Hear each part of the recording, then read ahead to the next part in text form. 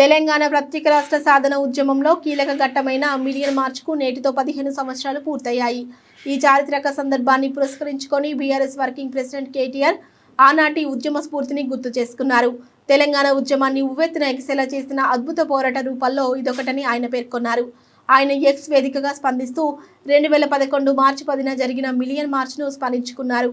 స్వరాష్ట్ర సాధన కోసం ట్యాంక్ బండ్పై యావత్ తెలంగాణ ప్రజలు ఏకమై గర్జించి నేటికి 15 ఏళ్లు నిర్బంధాలు, దిగ్బంధాలు, అడ్డంకులు, బ్యారికేడ్లు, ఇనుప కంచెలు ఏవీ తెలంగాణ ఉద్యమకారుల స్ఫూర్తిని దెబ్బతీయలేకపోయాయని కేటీఆర్ తన పోస్టులో రాసుకొచ్చారు.